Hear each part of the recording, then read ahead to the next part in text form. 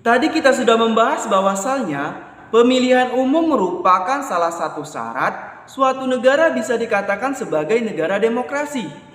Pelaksanaan pemilihan umum harus memenuhi azas-azas luper dan jurdil.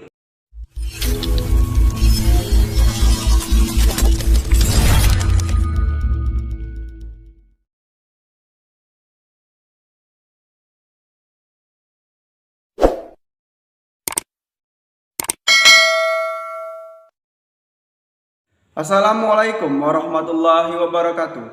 Salam sejahtera, Om Swastiastu, Namo Buddhaya, salam kebajikan. Baiklah, dalam video pembelajaran ini, Pak Guru akan menjelaskan materi tentang bentuk dan prinsip kedaulatan negara Republik Indonesia. Sebelum kalian menyaksikan video pembelajaran ini, alangkah lebih baiknya apabila kalian like dan subscribe channel ini agar Pak Guru lebih bersemangat dalam membuat video pembelajaran selanjutnya. Terima kasih. Pada materi sebelumnya, kita sudah membahas macam-macam teori kedaulatan. Negara Indonesia adalah negara yang menggunakan teori kedaulatan rakyat.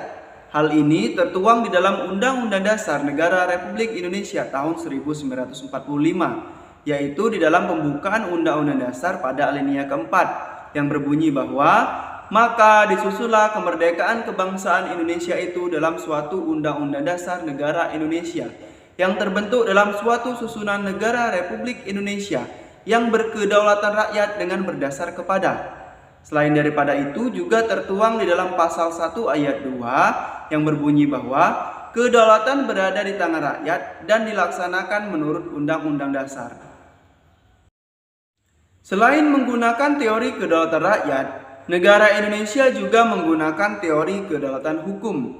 Hal ini tertuang di dalam Undang-Undang Dasar Negara Republik Indonesia tahun 1945, yaitu terdapat di dalam pasal 1 ayat 3 yang berbunyi bahwa negara Indonesia adalah negara hukum. Kemudian juga terdapat di dalam pasal 27 ayat 1 yang berbunyi bahwa segala warga negara bersamaan dengan kedudukannya di dalam hukum dan pemerintahan dan wajib menjunjung hukum dan pemerintahan itu dengan tidak ada kecualinya. Berdasarkan uraian sebelumnya, maka dapat disimpulkan bahwa prinsip-prinsip kedaulatan negara Indonesia yaitu sebagai berikut. Yang pertama, negara Indonesia adalah negara kesatuan yang berbentuk republik. Yang kedua, kedaulatan berada di tangan rakyat dan dilaksanakan menurut Undang-Undang Dasar. Yang ketiga, negara Indonesia adalah negara hukum. Yang keempat, presiden tidak dapat membekukan dan atau membubarkan Dewan Perwakilan Rakyat. Yang kelima, menteri-menteri diangkat dan diberhentikan oleh presiden. Dan yang keenam, MPR hanya dapat memberhentikan presiden dan atau wakil presiden dalam masa jabatannya menurut Undang-Undang Dasar. Jika kita membahas tentang kedaulatan rakyat, kita tidak asing mendengar yang namanya demokrasi. Demokrasi berasal dari dua kata, demos dan kratein.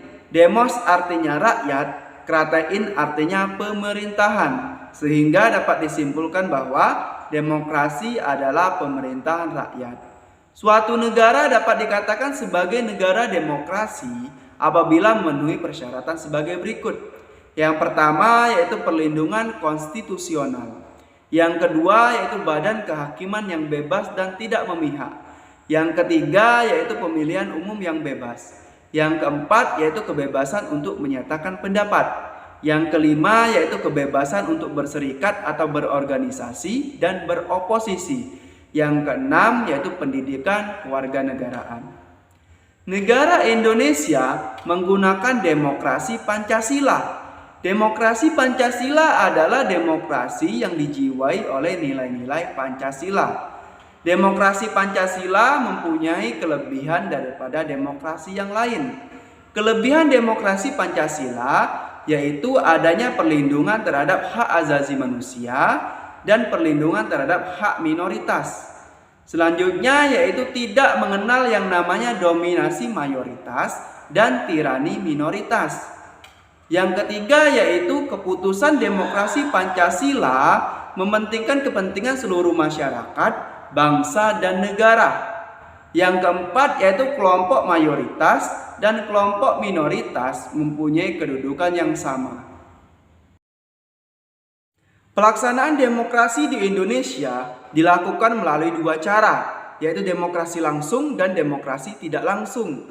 Contoh pelaksanaan demokrasi langsung yaitu pemilihan presiden dan wakil presiden, pemilihan kepala daerah dan wakil kepala daerah, serta pemilihan kepala desa. Dengan demikian artinya wakil rakyat dalam pemerintahan dipilih langsung oleh rakyat, bukan melalui lembaga perwakilan rakyat. Sedangkan contoh demokrasi tidak langsung yaitu adanya lembaga perwakilan rakyat yang bertugas untuk menyampaikan aspirasi dan amanat rakyat dalam pemerintah. Wakil-wakil rakyat yang menduduki DPR, DPD, dan DPRD dipilih langsung oleh rakyat melalui pemilihan umum. Tadi kita sudah membahas bahwasalnya pemilihan umum merupakan salah satu syarat suatu negara bisa dikatakan sebagai negara demokrasi. Pelaksanaan pemilihan umum harus memenuhi azas-azas luber dan jurdil, yaitu langsung, umum, bebas, rahasia, jujur, dan adil. Yang pertama yaitu langsung, artinya semua warga negara yang telah memenuhi syarat langsung melakukan pemilihan sesuai dengan hati nuraninya. Yang kedua yaitu umum, artinya semua warga negara yang telah memenuhi persyaratan berhak untuk mengikuti pemilu. Dan yang ketiga yaitu bebas, artinya semua warga negara bebas menentukan pilihan tanpa tekanan dari pihak manapun. Dan yang keempat yaitu rahasia, artinya adanya jaminan bahwasalnya pilihan daripada peserta pemilu tidak akan diketahui oleh siapapun dan dengan cara apapun. Dan yang kelima yaitu jujur, artinya adanya perilaku jujur dari seluruh penyelenggara pemilu sesuai dengan peraturan perundang-undangan. Dan yang keenam yang terakhir yaitu adil, artinya semua peserta pemilu mendapatkan perlakuan yang sama. Baiklah, itulah saja materi yang dapat Pak Guru jelaskan pada video pembelajaran ini tentang bentuk dan prinsip kedaulatan negara Republik Indonesia. Untuk mengetahui sejauh mana pemahaman kalian mengenai materi ini, silakan kalian kerjakan post test yang linknya terdapat dalam deskripsi video ini. Itulah saja yang dapat Pak Guru sampaikan. Lebih dan kurangnya Pak Guru mohon maaf. Pak Guru akhiri. Wassalamualaikum warahmatullahi wabarakatuh.